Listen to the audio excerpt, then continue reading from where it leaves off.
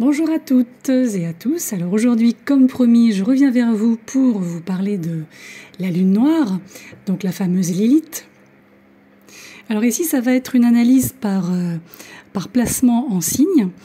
Donc c'est un peu comme l'analyse que j'avais proposée pour Chiron. J'avais proposé un podcast avec Chiron en signe, mais aussi Chiron en maison. Et j'avais envie de vous partager j'ai presque envie de dire l'expérience que j'ai la longue expérience que j'ai de cette lune noire à travers les séances que je peux faire avec les consultants, les proches aussi. Et en fait, cette lune noire, pour moi, je l'aime bien parce que pour moi, elle fait vraiment aussi écho au placement natal de Chiron. On a Chiron, comme vous le savez, qui représente une blessure originelle. On en parle un peu comme ça. Et la lune noire qui, elle, vient en quelque sorte représenter une sorte de manque de vide sur le plan psychologique. Je développerai plus loin. Un peu comme quelque chose qui n'est pas permis, quelque chose que l'on ne peut pas ou qu'on ne veut pas mettre au jour ou expérimenter, par exemple. En astrologie, la lune noire, en fait, représente les parts les plus sombres de chacun d'entre nous. Donc les parts que l'on réprime, encore une fois, que ce soit par nécessité, obligation ou par choix. Mais un petit peu comme Chiron, c'est une énergie qui détient une clé. Ici, c'est une clé qui nous permet, quand on accepte de la faire tourner dans la serrure, de revendiquer vraiment un esprit libre. Et en fait, cette Lilith, cette figure de la mythologie populaire est intéressante parce que, en fait, quand on remonte dans l'histoire mythologique, donc, Lilith, qui est en fait arrivée au fameux jardin d'Éden, a été la première compagne d'Adam. Ce n'est pas Ève qui a été la première. Sauf que, contrairement à Ève, plus tard, Lilith, en fait, n'a pas voulu se soumettre à Adam, donc à l'homme, donc celui qui était son égal, on va dire comme ça, notamment sur le plan physique, sur le plan charnel. Donc, d'après la mythologie, ce refus, en fait, a conduit Lilith à être, extraite. En fait, on lui a demandé de partir, de quitter ce jardin. Ève est arrivée ensuite avec la fameuse côte d'Adam, toujours d'après la mythologie, rien de vérifié, rien de vérifiable. Et elle aurait, a priori, rejoint Lucifer. Du coup, il est vrai que cette lune noire, c'est une figure qui souffre de stéréotypes. Elle a un petit peu mauvaise presse, on ne peut pas dire le contraire quand on ne connaît pas les tenants et aboutissants. On dit maléfique, ça révèle nos vices, c'est toutes ces ténèbres cachées. Mais finalement, encore une fois, le fait d'avoir été bannie du jardin d'Éden parce qu'elle ne souhaitait pas se plier aux règles, en tout cas aux conditions énoncées par la société dominante, société qui a été principalement gouvernée par ceux qui craignaient ou qui craignent toujours cette force énergétique féminine, je dirais essentielle au sens de base. Donc traditionnellement, c'est vrai qu'à travers l'histoire, la figure de Lilith représente l'énergie féminine authentique, vraiment la vraie de vraie, la sexualité sacrée, le sens profond de la spiritualité, le yin aussi par excellence, le féminisme, parce que quelque part, Lilith, ça a été un peu peut-être l'une des premières féministes, je ne sais pas, mais en tout cas, elle représente bien cette notion de féminisme, telle qu'on l'entend aujourd'hui. Et il est vrai que ce côté féministe, c'est quelque chose d'intéressant parce qu'il y a vraiment ce côté libération de la femme à travers Lilith. Et là aussi, de fait, c'est une énergie qui, vous le verrez, signe après signe, qui invite à la libération, la désinhibition, mais pas obligatoirement dans l'excès, parce qu'on pourrait penser que qui dit lune noire, qui dit Lilith, dit excès. Non, non, pas du tout.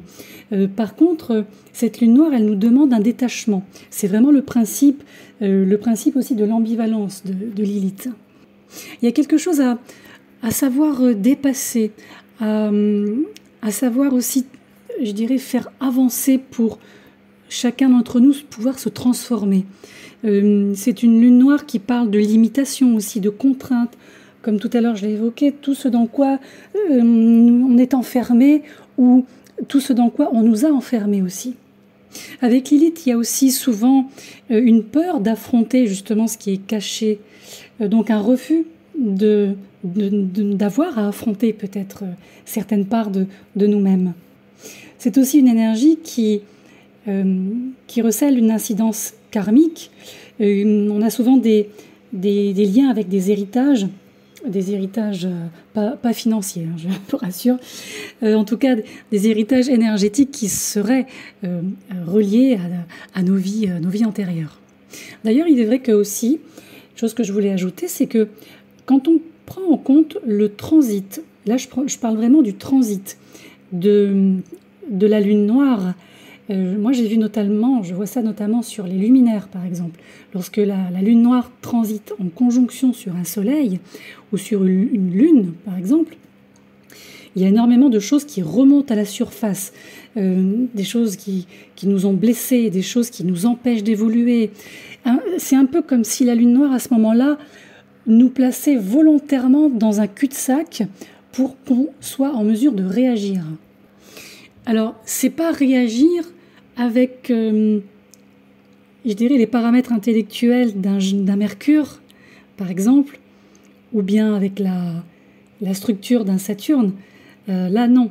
Là, ici, on va plutôt parler de réagir en fonction de ce qu'on a sur le plan inné, c'est-à-dire les connaissances instinctives, les forces primaires. Donc, si ça vous intéresse, moi, je vous emmène avec moi dans ce voyage signe par signe. Alors, juste une petite précision, parce que je pense que vous allez sûrement me poser la question, mais alors, quelle lune noire je dois prendre pour mon propre ciel, sur mon propre ciel? Alors, moi, ce que je vais faire ici, je vais vous proposer la lune noire moyenne. Alors, comme vous le savez sûrement, il existe deux types de lunes noires sur le plan astronomique. On a la moyenne et la vraie. Alors, la moyenne, c'est vrai que le calcul est extrêmement simple. Par contre, elle ne tient pas compte des rétrogradations, entre autres. C'est une lune noire qui passe environ 9 mois dans un signe, contrairement à la lune noire vraie.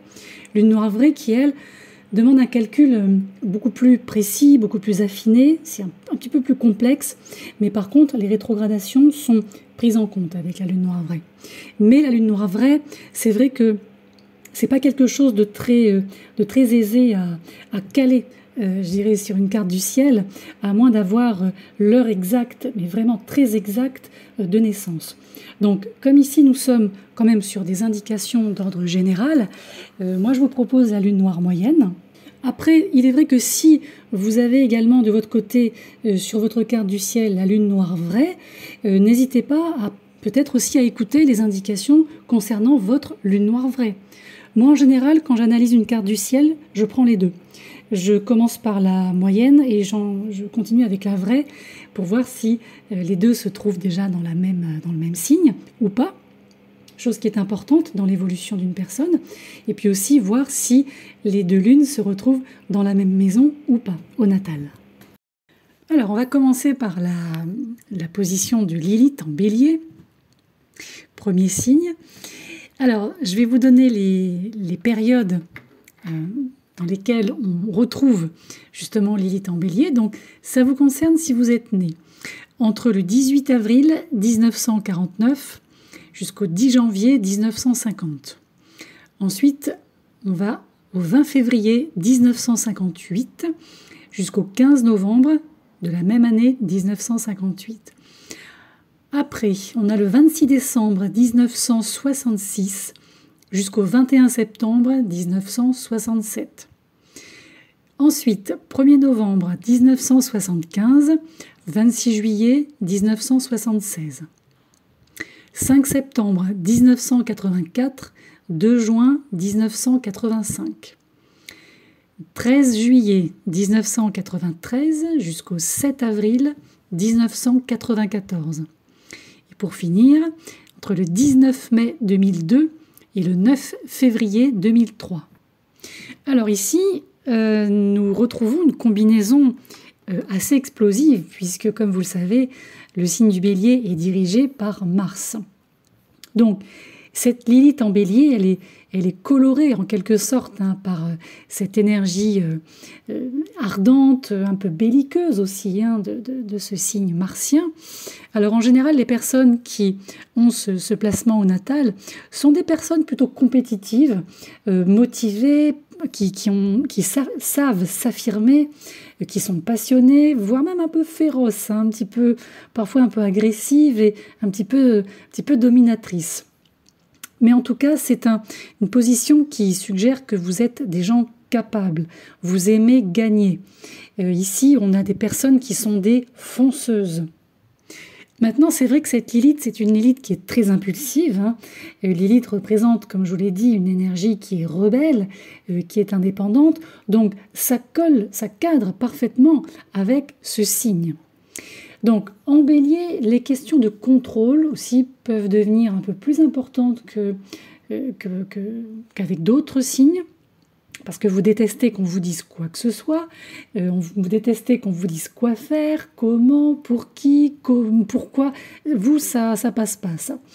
Et c'est vrai que les problématiques qui sont rattachées à cette Lilith sont souvent reliées à la colère. Donc, tant que vous l'exprimez de manière saine, tout va bien. Maintenant, c'est vrai que quand vous l'exprimez de manière un petit peu moins raisonnée, j'ai envie de dire, c'est là où les problèmes peuvent commencer. Alors, l'autre aspect négatif de ce placement, c'est de créer des problèmes alors qu'il n'y en a pas, en fait, vous voyez. Et c'est là où la colère, les formes de rébellion peuvent se transformer en forme d'auto-sabotage. Donc, vous l'aurez compris, cette association Lune Noire Bélier peut se transformer en véritable bénédiction à partir du moment où vous savez la gérer, ou vous apprenez à la gérer peut-être. En général, les personnes qui ont cette Lilith dans ce signe sont des personnes qui, même les femmes, sont très yang. Donc on a vraiment des énergies assez masculines. Et c'est vrai qu'il y a aussi une tendance à être très charismatique par le biais de ce yang, notamment si Lilith est située tout près de votre ascendant. Donc les atouts de type ambition, assurance, indépendance, force sont des choses que vous pouvez véritablement mettre en avant et exploiter au maximum. Et évidemment, autant que faire se peut, dès votre plus jeune âge. En général, les Lilith Bélier sont des gens qui ont une haute estime d'eux-mêmes. Donc ça, c'est bien. Parce que ce n'est pas une estime de soi égotique, mais c'est une estime de soi qui passe par l'assurance de savoir faire quelque chose, une assurance d'avoir une compétence particulière. Et ça vous rend particulièrement attirant. En plus de ça, comme on l'a vu, vous êtes extrêmement compétitif, vous avez cette forte volonté de gagner. Alors, c'est pas gagner pour gagner, mais c'est gagner parce que vous êtes tellement déterminé à faire bouger les choses, à faire avancer les choses, à faire en sorte que ça marche, que finalement, cet ultra-dynamisme que vous mettez au service de vos objectifs ne peut que récolter, en fait, les fruits, au final. Maintenant, encore une fois, il faut faire attention à ne pas être trop vindicatif. C'est vrai que c'est un placement qui peut faire en sorte que, voilà, on se fâche facilement. Et puis quand les Lilith Bélier voient rouge, eh ben, ils voient très très très rouge. Parce que l'impulsivité, finalement, je dirais, initiale, ressort, puissance 10. Cette Lilith, elle est vraiment gouvernée par les instincts, la passion, les pulsions très martiennes. Encore une fois, il y a beaucoup d'énergie en vous. Et cette énergie a besoin d'un exutoire. Ça, c'est vraiment important parce que si vous n'avez pas ou si vous ne trouvez pas d'exutoire constructif, c'est là où cette Lilith peut devenir assez destructrice. Et il est vrai que parce que c'est Lilith, eh bien, vous avez parfois du mal à trouver cet exutoire sain. Et cette Lilith, elle vient renforcer cette imprudence, cette arrogance, parfois les comportements un peu conflictuels, voire une forme d'agressivité. Et c'est vrai que dans certains cas, mais qui sont des cas extrêmes, une Lilith Bélier peut suggérer une nature violente physiquement, vraiment le fait d'en venir aux mains, par exemple. Mais souvent, ça n'exprime en fait finalement qu'une rage et une frustration, mais qui sont très inconscientes, vous voyez. Alors, si on revient en arrière, dans votre jeunesse, par exemple, vous voyez si vos parents, par exemple, désapprouvaient de montrer de la colère. Peut-être qu'ils vous disaient que c'est pas bien de s'énerver quand on est petit, quand on est jeune. C'est pas bien, c'est mal vu. Ça fait pas de vous un enfant sage, un enfant respectable. Peut-être que du coup, on vous a dit aussi qu'il ne fallait pas se défendre. Et que du coup, il valait mieux subir qu'agir. Et peut-être qu'aujourd'hui, pour certains, vous avez du mal à vous défendre ou justement à prendre les devants de manière saine en tant qu'adulte. Et c'est vrai que en conséquence, il peut y avoir pas mal de défis à gérer dans vos relations parce que, en fonction de cette éducation générée par Lilith, ce n'est pas que pour ça, mais c'est vrai que cet indicateur peut apporter quelques réponses. Vous pouvez parfois percevoir vos partenaires, vos interlocuteurs comme des adversaires que vous devez conquérir, au lieu de les considérer comme des personnes complémentaires à vous. On fait équipe, voilà, à 2, à 3, vous voyez.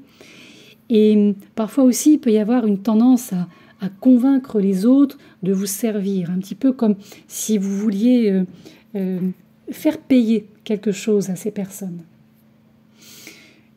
On a aussi, sur un plan plus, je dirais, plus intimiste, une très forte énergie sexuelle avec les Lilith Bélier.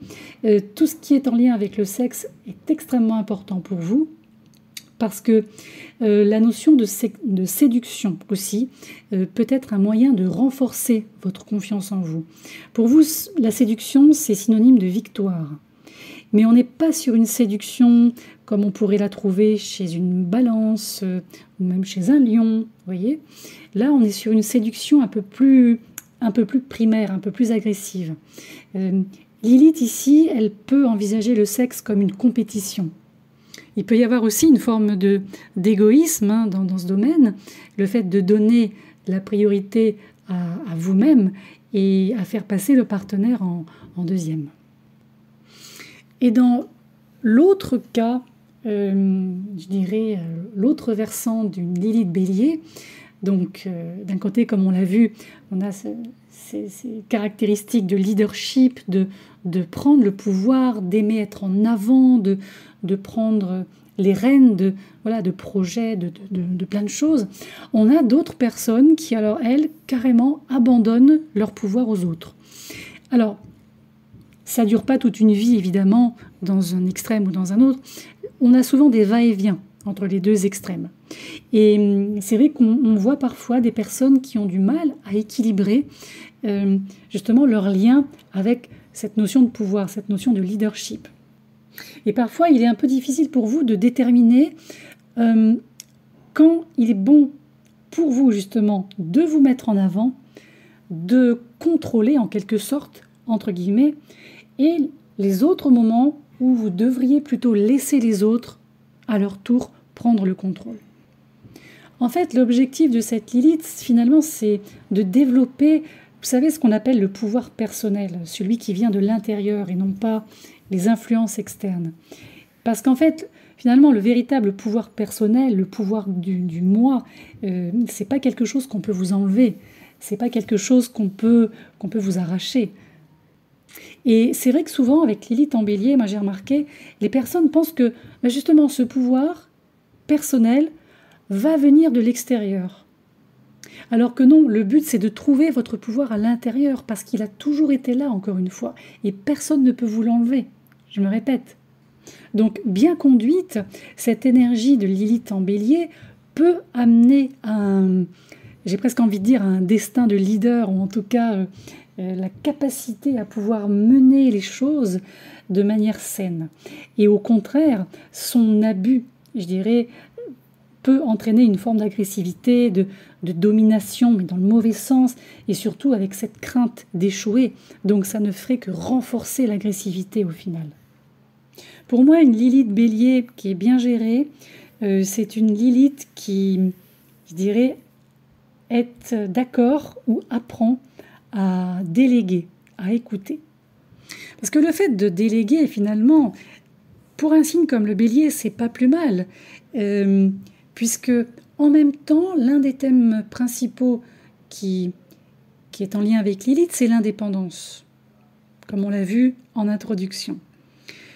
Et c'est vrai que dans une relation, et en général, vous ne faites pas partie de ces gens qui sont prêts à abandonner leurs propres rêves, leurs propres projets, leurs propres envies pour quelqu'un d'autre. Et vous avez besoin de beaucoup de liberté. Et vous détestez quand vous devez faire des compromis. Et surtout, alors ça c'est quelque chose que j'ai remarqué en Lilith Bélier, vous faites partie de ces gens qui ne tolèrent pas celles et ceux qui essayent de vous tirer vers le bas. Et en général, quand vous vous sentez pris au piège, c'est là où vous avez une très très forte envie de vous protéger de ces gens, de ces situations, et surtout de sortir du terrain, de sortir du jeu.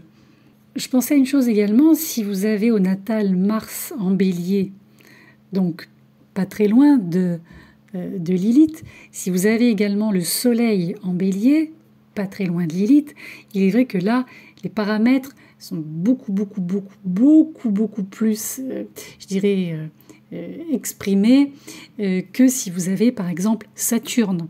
Saturne est en chute en Bélier, donc beaucoup moins fort, il peut avoir un petit peu un rôle d'éteignoir un peu, hein. Il vient limiter les conséquences. Également Vénus, si vous avez Vénus en Bélier, alors Vénus est en exil dans le signe du Bélier, donc même chose, c'est quelque chose qui vient, je dirais, qui peut tempérer, disons, ces énergies extrêmement denses quand même, hein. Alors maintenant, on va regarder un petit peu ce que cache la position de la lune noire dans le signe du Taureau. Alors déjà, je vais vous donner les périodes dans lesquelles Lilith se trouvait donc dans ce signe. Donc ça vous concerne si vous êtes né entre le 11 janvier 1950 et le 6 octobre 1950 également, entre le 16 novembre 1958 et le 12 août 1959, entre le 22 septembre 1967 et le 16 juin 1968, entre le 27 juillet 1976 et le 22 avril 1977, et pour terminer, entre le 2 juin 1985 et le 25 février 1986. Alors ici, c'est une lune noire qui appuie sur les thématiques des possessions, du statut, des valeurs, donc la valeur des biens et la valeur des corps aussi. Alors typiquement, ce sont des personnes qui ont un désir profond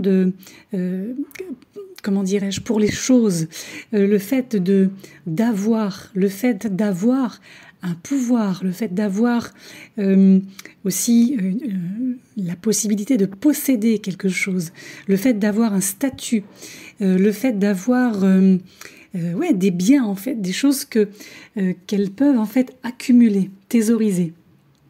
Alors évidemment, il y a plusieurs façons dont ce désir peut se manifester dans la vie de chacun. Alors, pour certains, on va avoir des personnes qui vont faire de leur mieux pour accumuler en fait des quantités massives de richesses, de possessions, de statuts, notamment statuts sociaux par exemple. Et c'est un peu comme un objectif extrêmement ciblé. Et en général, ces personnes ne reculent devant rien pour atteindre cet objectif. Et à l'inverse, on en a d'autres personnes qui, pour elles, toutes ces notions de possession, de statut, de bien, de thésaurisation, c'est niette, quoi. Donc c'est des personnes qui se détournent volontairement et quasiment de manière rédhibitoire et prêtes à renoncer à toutes ces choses dites terrestres, parce qu'en fait pour elles ce sont des choses qui sont viciées, qui sont biaisées, qui sont pas bonnes en fait. Et comme on dit souvent nous avec Lilith, la lune noire, il y a cette notion d'ambivalence, d'extrême, et c'est vrai que comme pour tout le monde, chacun a sa lune noire dans un signe, donc c'est vrai qu'ici avec Lilith en Taureau, on va osciller entre ces deux extrêmes où on peut rester coincé, je dirais, à une extrémité de ce spectre. C'est-à-dire, soit on veut beaucoup, beaucoup, beaucoup, beaucoup, soit non, moi non, quoi. Ça va. Donc, peu importe, en fait, comment les désirs se manifestent, ce sont des gens qui ont cette sensation de ne jamais vraiment être satisfaits, de ne jamais être rassasiés, si on va jusque-là. Parce qu'il ne faut pas oublier que le Taureau est dirigé par Vénus. Donc Vénus, c'est un petit peu comme Jupiter, c'est la bonne chair, c'est ce qui est beau, c'est ce qui fait plaisir, c'est ce qui fait du bien. Mais c'est vrai que en Taureau, moi j'ai remarqué que Lilith en général a ce potentiel extrême. Je ne vais pas parler d'extrémisme pour pas qu'il y ait de... Voilà, mais on est sur des extrêmes.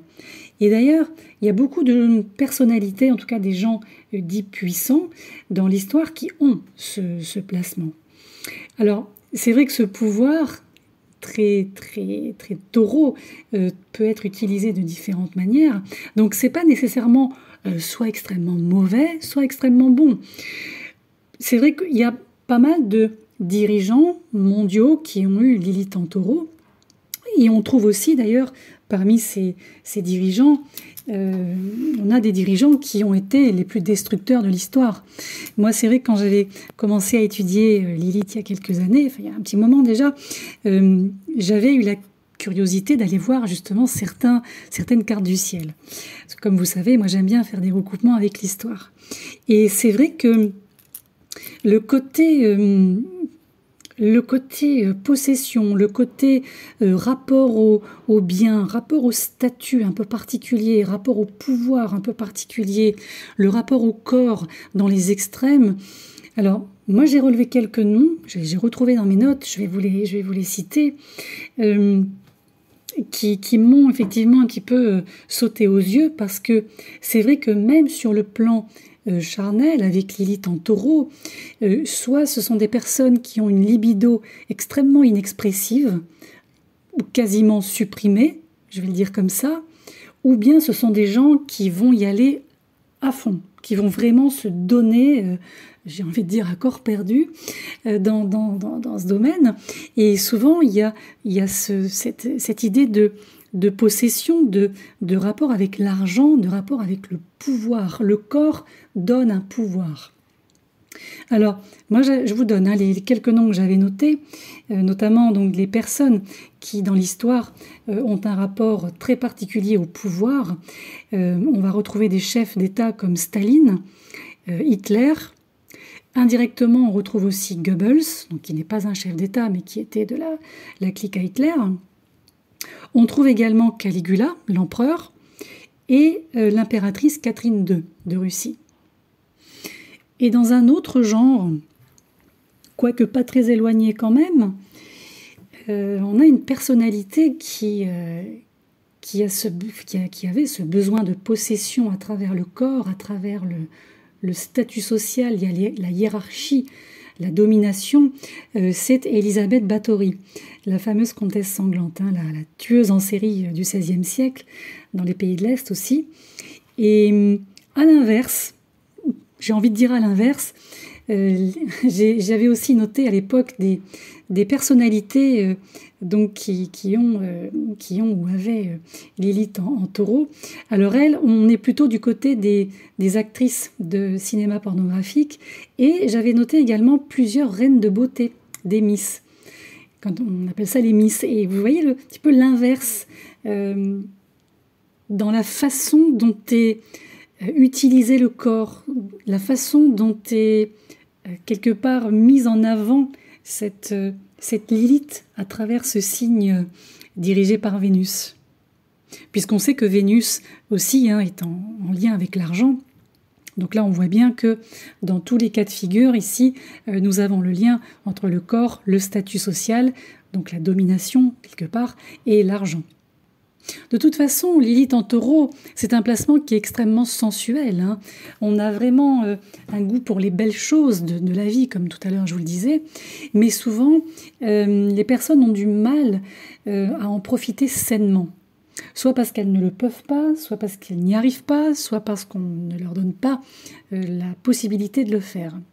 Après, on retrouve aussi parfois l'auto-indulgence qui ressort comme un mécanisme d'adaptation. Et du coup, ces personnes ne savent pas quand s'arrêter. Voilà, si on reprend un peu certains noms historiques, on retrouvera bien un petit peu qui fait quoi dans tout ça.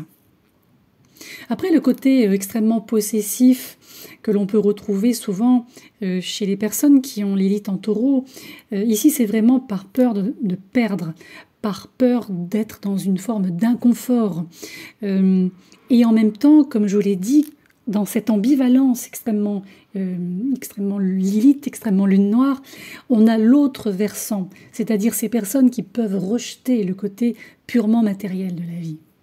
Mais dans les deux cas, on a quand même cette idée que ce sont des personnes qui ont du mal à se sentir en sécurité ou qui ont du mal à trouver une sécurité dans ce monde.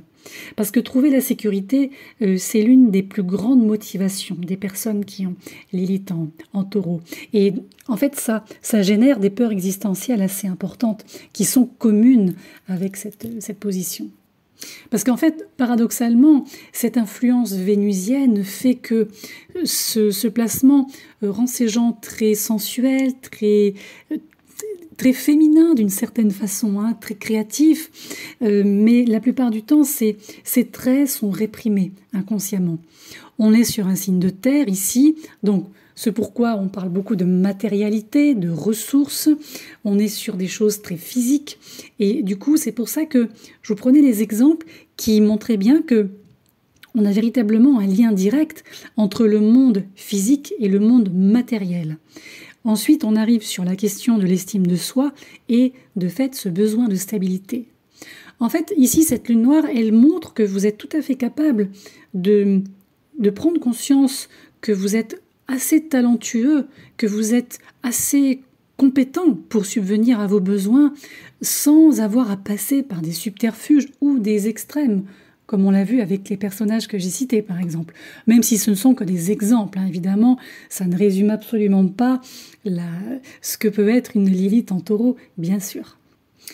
Alors pour certains, ce qui pourrait expliquer justement cette sorte de soit frugalité, soit cette sorte d'avidité à l'inverse, ici on peut penser que ce sentiment de sécurité, c'est quelque chose qui ne vous a pas été accordé, ou qu'on vous a retiré peut-être, comme si vous aviez l'impression qu'il n'était pas permis ou pas prudent de s'amuser, d'être vous-même, d'être heureux de contempler, je dirais, ce qui peut être beau dans la vie. Et moi, j'avais remarqué que certaines personnes qui ont cette position de Lilith avaient grandi dans un environnement, notamment familial, où tout ce qui était en lien avec les plaisirs matériels avait été totalement nié ou totalement, comment dirais-je, pas détruit mais déconstruit. C'est-à-dire que ce sont des personnes à qui on a appris qu'il fallait rejeter la notion de plaisir ou sinon, attention, vous allez vous sentir coupable. Vous voyez ? Donc ici, c'est vrai que je dirais qu'il y a une bonne façon de traiter, de négocier avec cette Lilith natale, c'est de vous offrir ici de temps en temps quelque chose que vous pouvez apprécier avec vos 5 sens. Parce qu'encore une fois, c'est le taureau, c'est un signe sensuel au sens des sens, et c'est Vénus qui, disons, tient les ficelles. Mais il est vrai que c'est une Lilith qui a du mal à en avoir assez. C'est, encore une fois, la perte, c'est l'une de ses principales craintes à cette Lilith. Donc, évidemment, il est difficile de lâcher prise avec cette position, à la fois au niveau des gens, à la fois au niveau des choses. Il y a encore une fois peut-être une peur inconsciente de la pauvreté.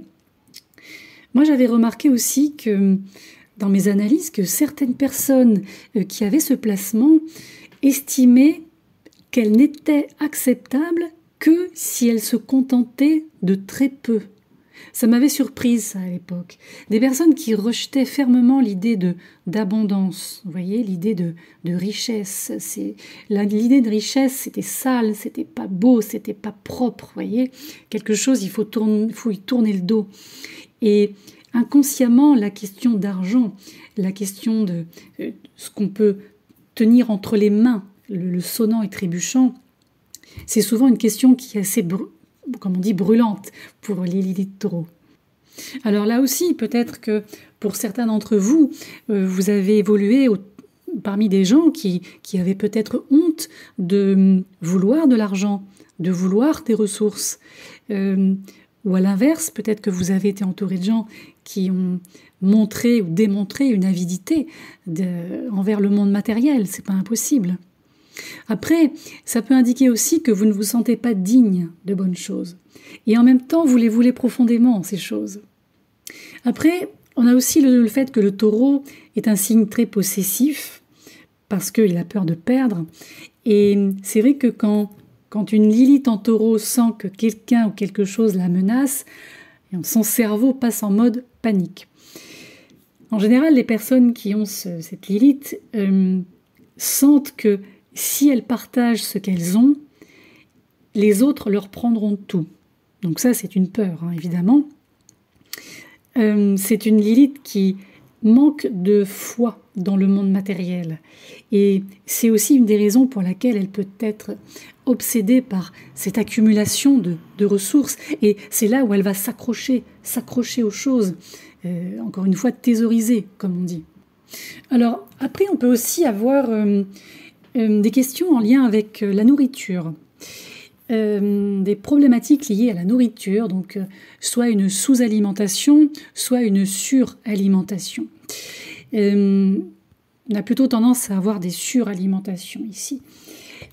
Alors, il y a aussi une chose qu'il faut, que je vais vous rappeler, c'est que on a également la Lune qui est en exaltation dans le signe du Taureau. Donc, quelque part, quand on fait le résumé des planètes qui sont, au-delà ici en l'occurrence d'un luminaire, qui influence ce signe, nous avons donc Vénus qui est en domicile et nous avons la Lune qui est exaltée.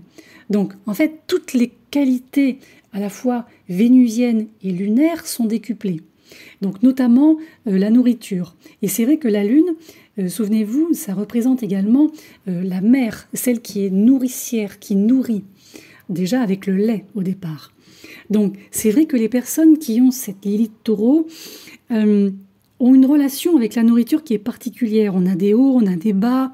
On a aussi le fait de vouloir s'alimenter, alors au sens propre comme au sens figuré, un peu comme un mécanisme d'adaptation, là aussi. Et cette sécurité que parfois vous ne trouvez pas sur le plan matériel, eh bien vous la compensez avec les aliments. Et certaines personnes, en fait, qui ont ce placement, prennent du poids, en fait, pour se protéger contre les attaques, tout ce qui peut provenir de l'extérieur et les blesser. Alors, comme on l'a vu tout à l'heure avec certaines personnalités, le côté sexuel, c'est très important pour vous. Vénus, évidemment.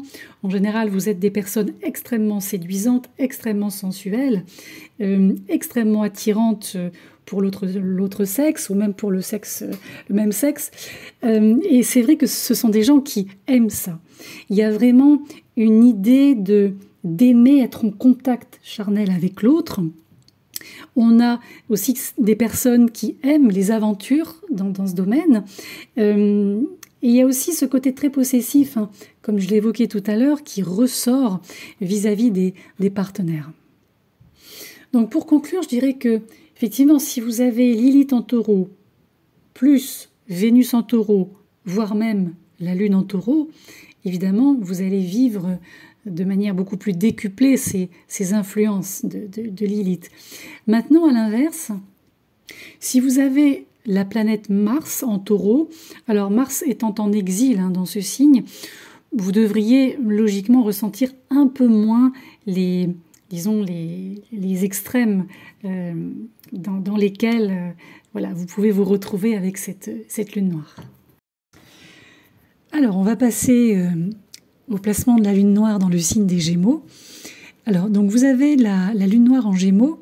Si vous êtes né entre le 7 octobre 1950 et le 2 juillet 1951, entre le 13 août 1959 et le 7 mai 1960, entre le 17 juin 1968 et le 12 mars 1969, même chose entre le 23 avril 1977 et le 16 janvier 1978, et pour finir entre le 26 février 1986 et le 21 novembre 1986 également.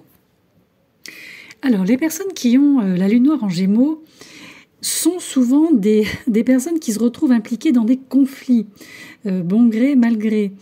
En fait, ce qui se passe, c'est que avec ce placement, on peut involontairement dire des choses que les autres vont mal interpréter ou qu'elles vont trouver offensantes. Il y a un petit côté comme ça aussi, avocat du diable, comme on dit. Et vous exprimez votre opinion plutôt ouvertement et souvent vous vous souciez peu de la façon dont votre message peut être perçu. Alors, comme vous le savez, les Gémeaux sont dirigés par Mercure. Mercure qui est l'énergie qui est en lien avec justement les échanges, la communication, tout ce qui a un sens, tout ce qui est signifiant. Donc, dans ce signe, la nature double de Lilith est encore plus exprimée. Elle a vraiment ce côté décuplé ici. Alors, il peut y avoir effectivement des problèmes de communication. Donc être bien compris, ne pas dire trop de bêtises ou attention de ne pas faire trop de bourdes. Et également, c'est quelque chose que dans des cas un peu extrêmes, vous pouvez même utiliser comme une arme. Donc les mots, le sens des mots, le sens des phrases, ça c'est quelque chose qui peut être extrêmement, je dirais, percutant.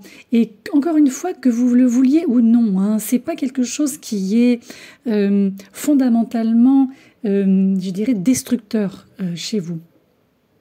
Mais il est vrai qu'il vaut mieux faire attention à ce qu'on dit quand on a ce placement de Lilith au natal, parce qu'encore une fois, Lilith, c'est une énergie primaire qui est extrêmement brute et qui est difficile à garder sous contrôle, vous voyez ? Donc, quand elle est placée, cette Lilith en Gémeaux, de toute façon, elle va affecter la façon dont vous communiquez avec les autres. Et comme je vous le disais, la plupart du temps, c'est involontaire. Donc, ça peut indiquer aussi un manque de tact. Voilà, moi je connais des gens qui ont Lilith en Gémeaux, il y a énormément de manque de tact.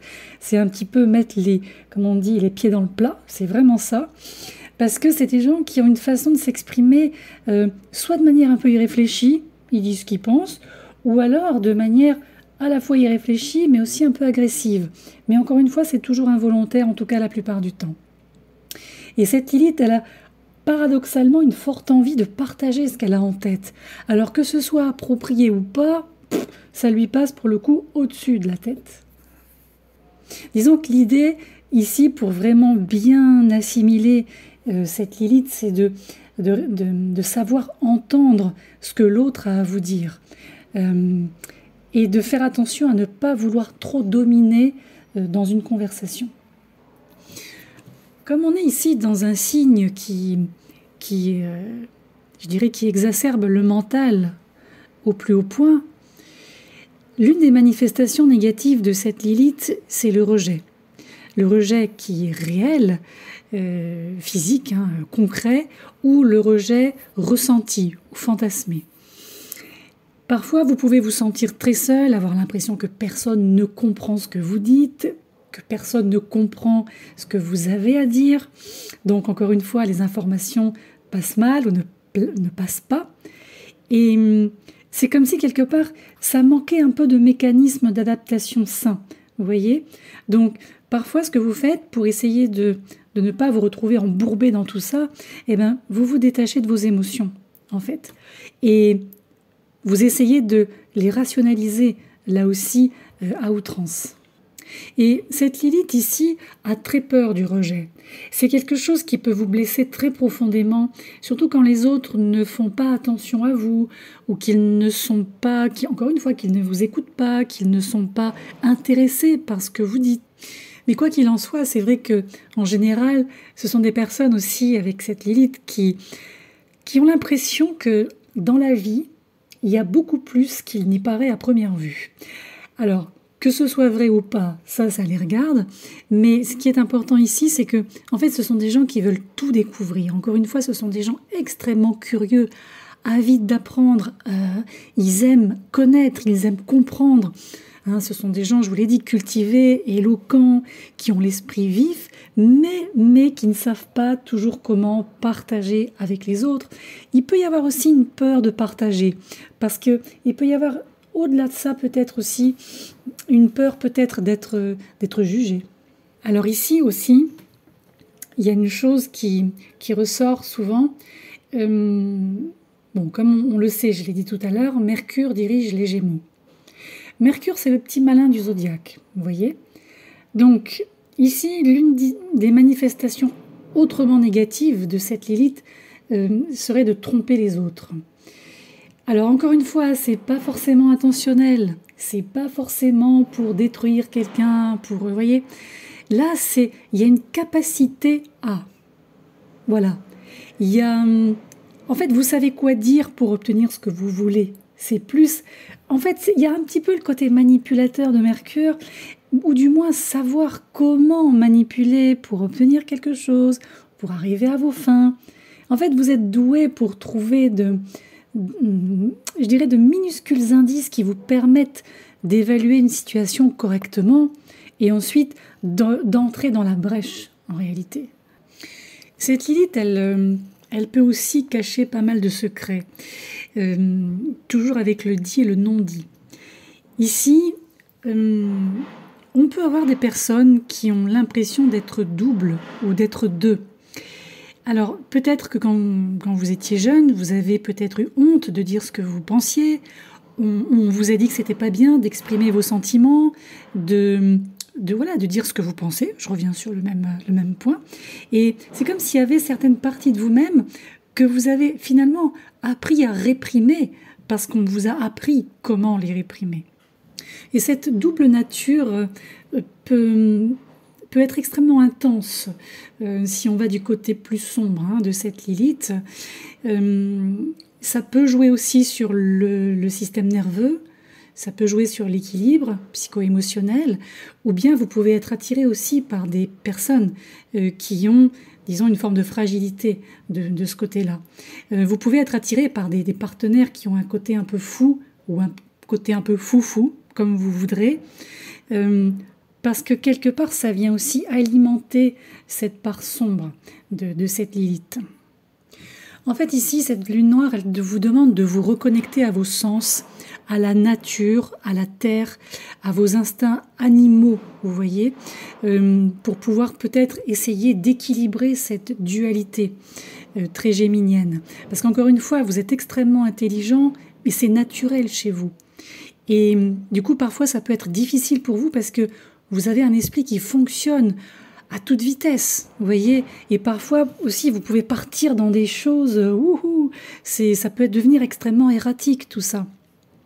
Donc le but c'est vraiment d'être le plus enraciné possible et par contre de quand même conserver cet esprit vif, cet esprit aigu qui est un peu votre marque de fabrique avec cette Lilith. Et je dirais sur le plan professionnel, par exemple, ici c'est un placement de lune noire qui peut exceller dans l'écriture, le journalisme, les activités qui impliquent une forme de dextérité, tout ce qui touche aussi les mains, c'est quelque chose de bénéfique.